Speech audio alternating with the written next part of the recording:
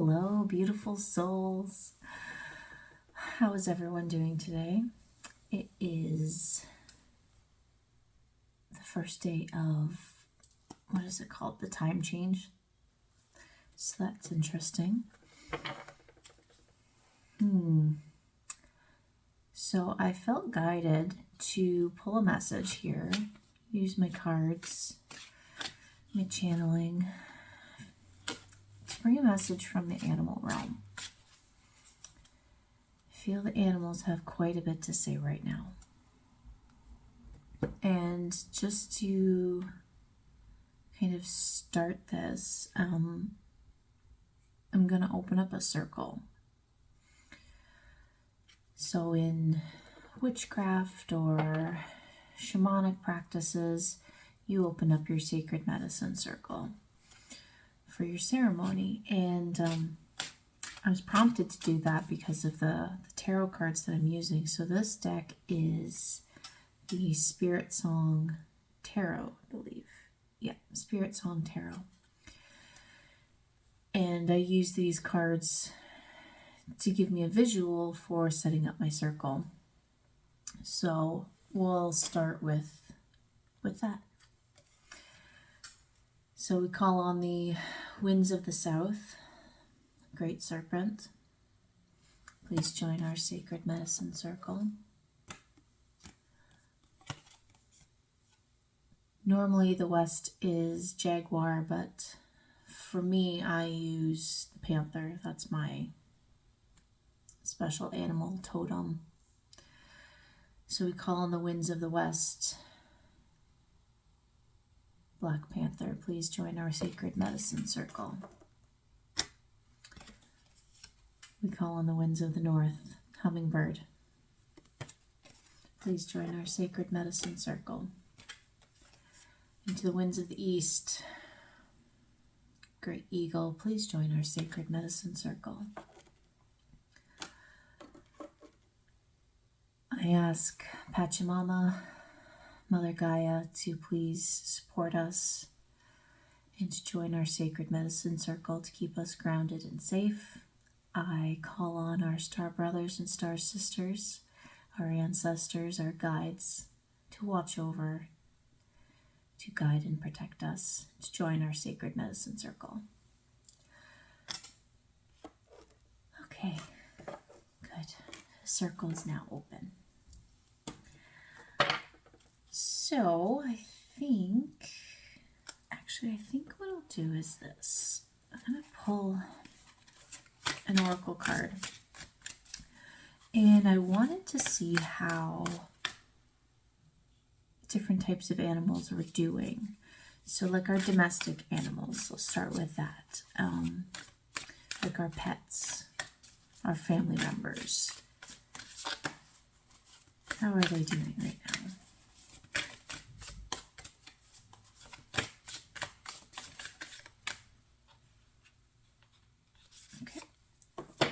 I have two here. So we have the antelope spirit. Life is speeding up, which I do feel that time has been interesting lately. We have some days where it feels like it goes by so fast, and other days it feels like it's going very slow. So life is speeding up.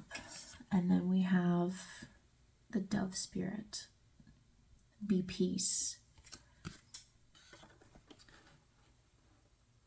I feel like energetically our domestic friends or domestic animal friends,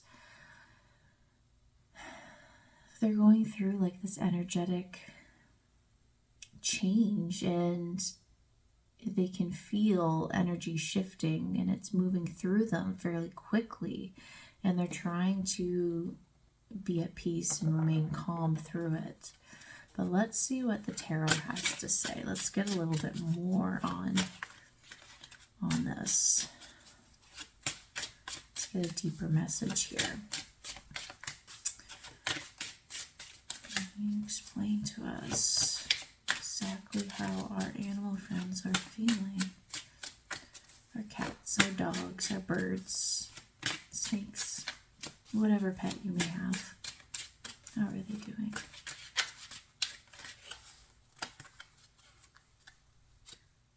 Nine of Feathers. Yeah. I feel like some of them, they may be having like kind of a difficult time. You may have noticed maybe some behavioral changes. And they're just trying to,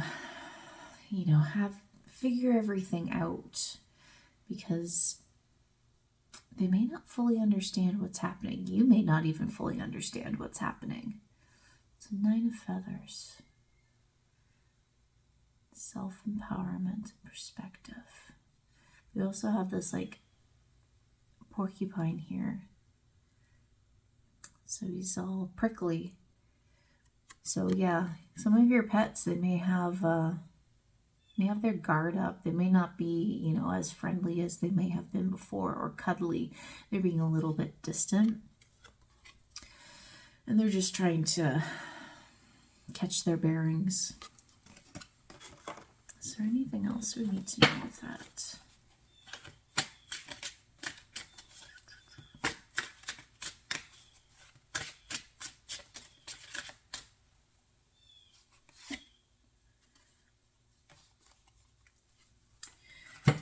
So, Ace of Shells, which is happiness and abundance, but it kind of came out reversed. These cards are red with reversed, so I will as well.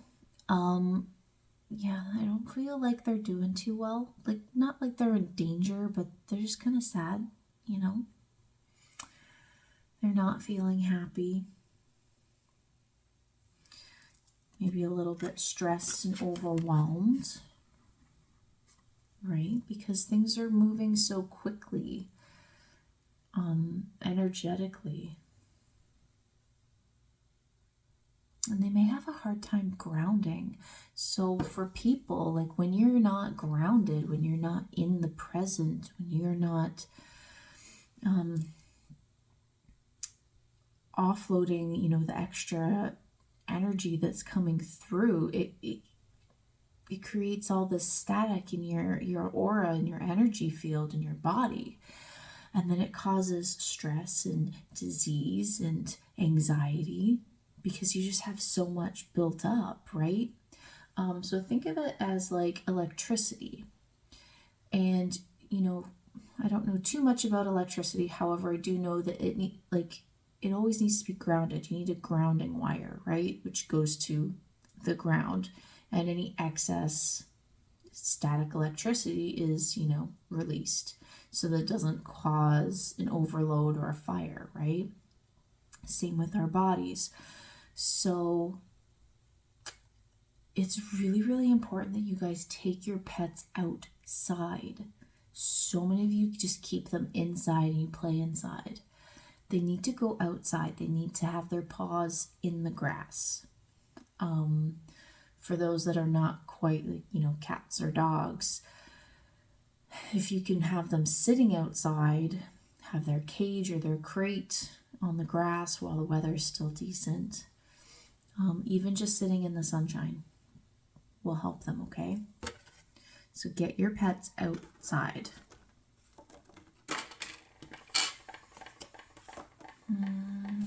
Let's just pull one more for them. So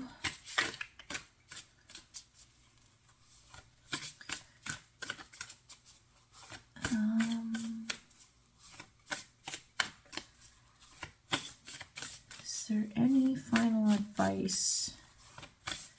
What's some advice you can give our pet owners right now regarding their pets? Some advice.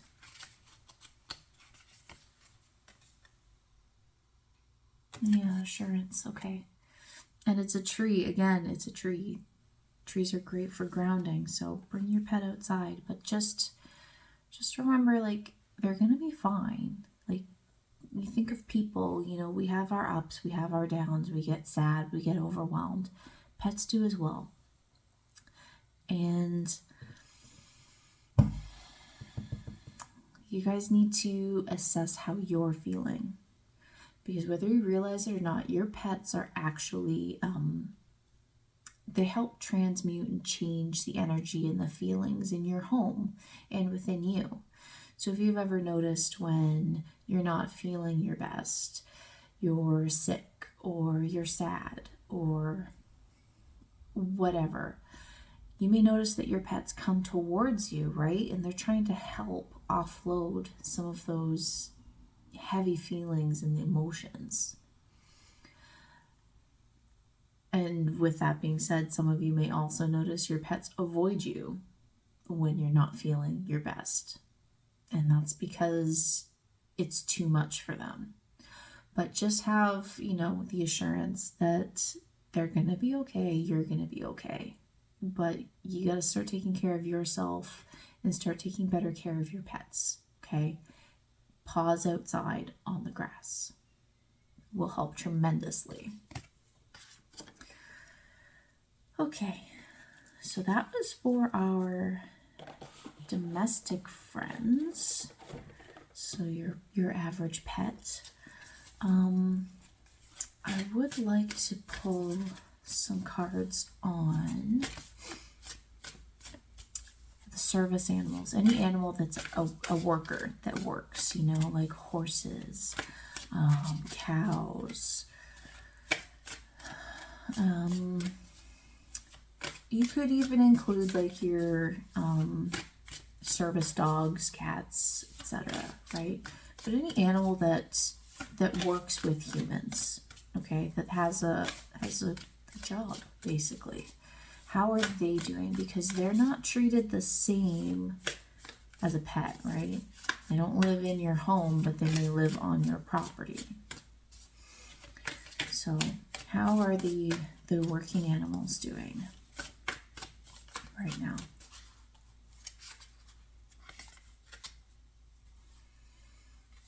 Interesting. Okay. Horse spirit. Freedom is yours. They're longing for a break. They may be working really hard. And the thing is with service animals, they don't get to play. They may get free range outside, grazing. Even service dogs, right? You get to maybe go outside or have a walk, but it's not, there's very little play, if at all. And they're really longing for that. There's select few of these animals that they want out. They don't want to be working anymore, and that's a difficult one as well. Okay, so let's find out more about that. These service animals, these working animals that want freedom, that want to play. What else do we need to know?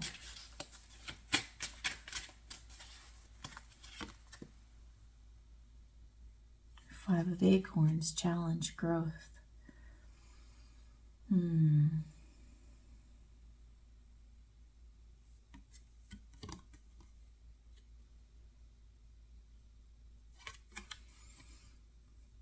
I'm focused on this this jaguar here that's looks like they're yelling, crying out.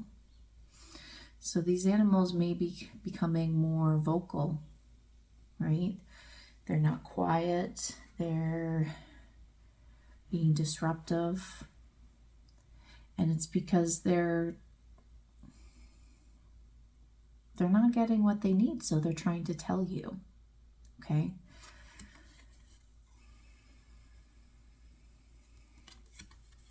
And yeah, they may be challenging you in a sense, right? They're making their wishes known, but they're questioning and challenging their role where they are, your leadership, okay? And it needs to be reevaluated. Like I said, these animals need freedom, they need fun. Okay, is there anything else they need to know? We need to know.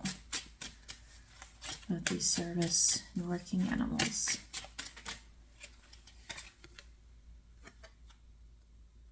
Six of Feathers, transition, insight.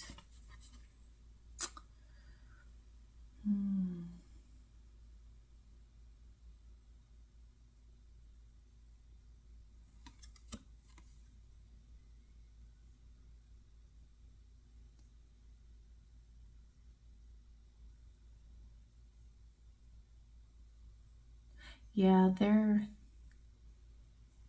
changing the way that they see their lives, right? They're reevaluating it.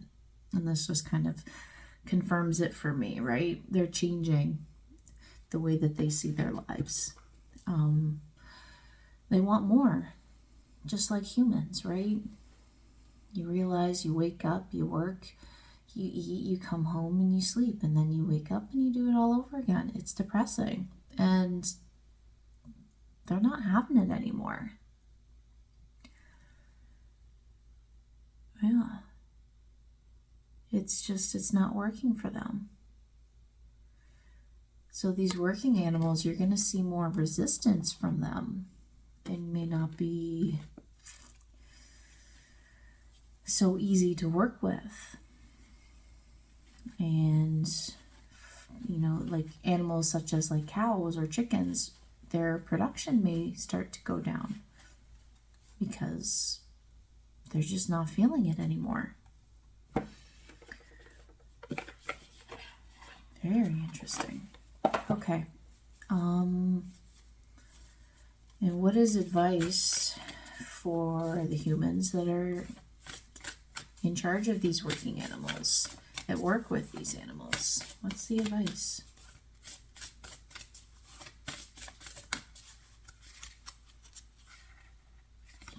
I got two cards here. Yeah, catch your breath and the big picture. Okay, take a look at those. Catch your breath and the big picture. So really, like, just take a moment, and it's really interesting because this person, this little wood elf, is hugging this tree here. Ground yourself, okay? Get out into nature and just take a minute, literally catch your breath, okay? Calm yourself. And then, you know, maybe you'll be able to see it from a different perspective. A lot of people think animals don't have feelings. Animals are stupid. They're not intelligent. And that's the furthest thing from that. It's really interesting that the horse spirit was the first card that came up for the working animals. Horses are so intuitive. They are so emotional and very feeling. So if you're ever riding a horse, like, and they're like resisting you, and it's because they don't like your energy, you guys aren't flowing well together. And then you have other people that ride horses, and it's like they're just in sync, right? And I feel like you guys, you need to get in sync with your animals. Okay, it's not just horses that will feel and understand what you're feeling. It's all animals. Okay? See the big picture. Like, think about that for a minute. Okay? And just like, make sure you're not in a shitty mood when you go and like approach these animals, because you're really like spreading that to them. And they have nowhere to go. They are trapped in small pens, fenced off enclosures, right? They're limited on where they can go and where they can have their free time. I don't even want to say play, because I don't feel as though that they do get to play. And yes, that's been their role, and that's how they work. But they're asking for more. They need more. Right? Just like you. You don't always just work. There's some play in there too. Maybe not every day, but sometimes. Okay.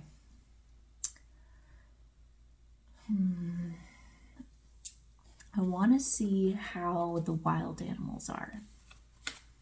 The ones that have not been kept in captivity, we'll say. That's a good word, captivity. Yeah, the free animals. How are they doing right now? How are the free animals of Earth doing?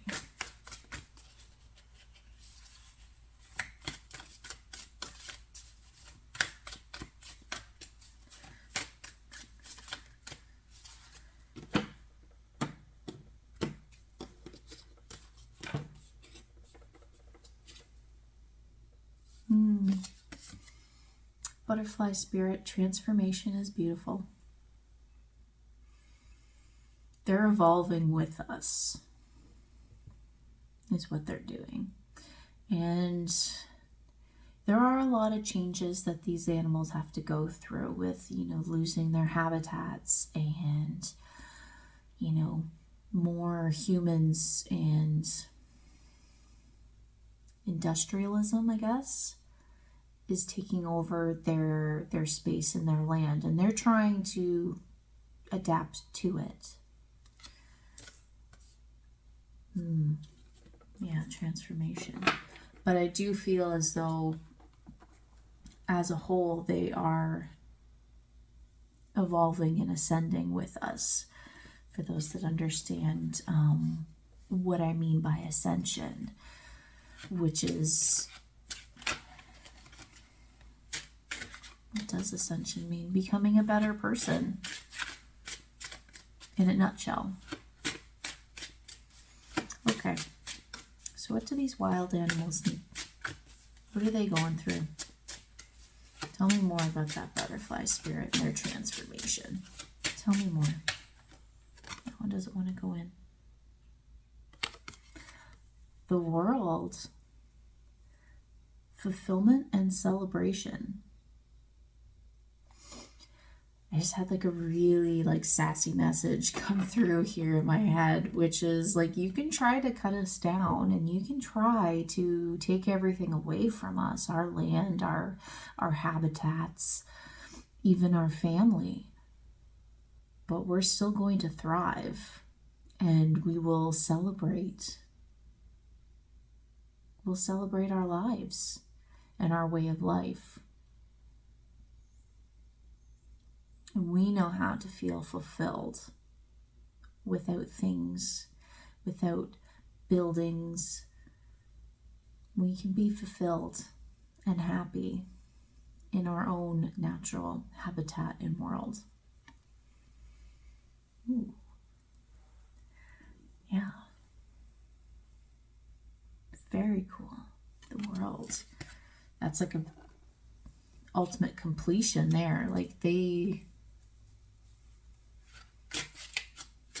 These wild animals are very, they're enlightened. I think there's a lot that we could learn from them. Is there anything else we need to know about these wild animals?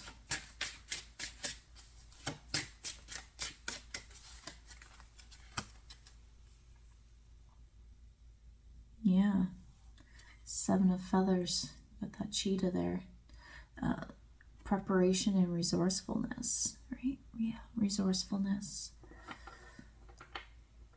They've been adapting to sharing this world with humans for a very long time. So I know it says preparation, but I hear adaptable. And that's what they are. And they're resourceful, yes. They'll find what they need when they need it. And they don't need humans for it. Which is a very interesting thing. They're well prepared on their own. So I'm getting a vision of some endangered species. Like your pandas and Not even sure what else. They don't really need the human intervention. And this may be difficult for people to hear and understand, but it was a choice. It's a choice for some of those animals to stop procreating because they don't want to live in that world. Interesting. I mean, not all of the wild animals feel that way, but there are some. And it's a choice for them to not take part in it. If you guys can't live harmoniously with the animal kingdom, then they may not choose to live with you at all. And that's difficult for humans because they feel a sense of guilt. Because they know, yes, it's our fault with pollution and, building cities and roadways and, destroying their natural home and habitat. So they overcompensate, right, by putting them in captivity and forcing them to breed, and it's not something that they had chosen, right? And you need to live with that choice. All right, hold on. Yeah, the humans need to live with that choice, that the animals that are becoming extinct and their population numbers are low. I mean, granted, some of them are hunted, but for those that aren't being hunted,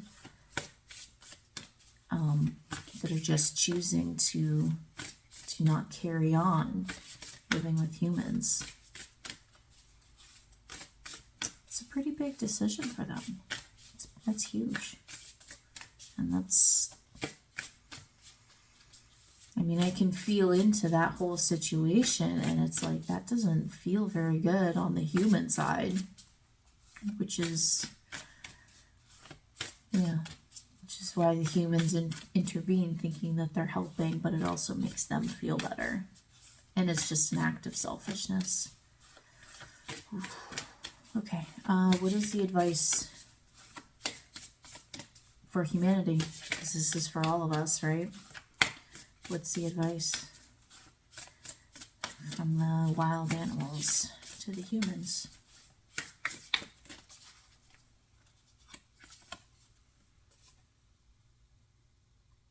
Culmination of vision.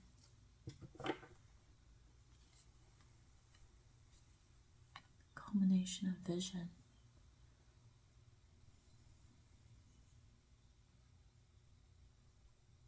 And again, those butterflies.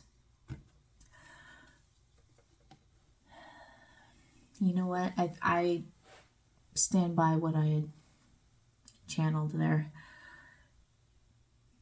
We need to respect what their vision is. And if that is that they choose not to share this world with us anymore, then we need to respect that. And if you truly want to help them, you need to stop with the overdevelopment of the cities and farming and destroying of forestry. We don't need to live that way. It's very destructive. People say, well, that's how life is, and I disagree. They disagree.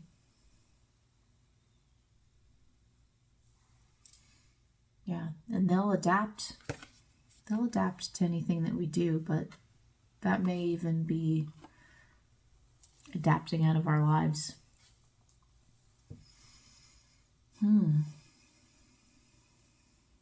Yeah, they're very fierce there, those wild animals.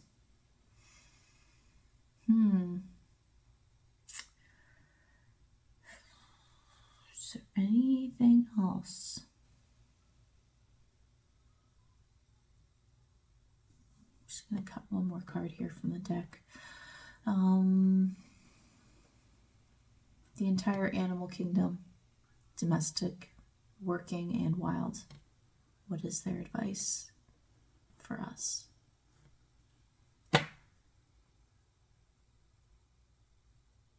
New experiences and possibilities.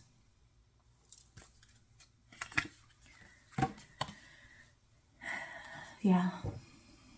There is a way for us to live together harmoniously. You just have to be willing to do it, to adapt.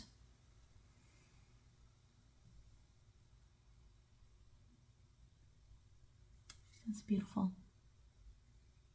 Yeah. We can, it's possible. And they know it's possible that we can all live and work together. Okay. I will close the circle. So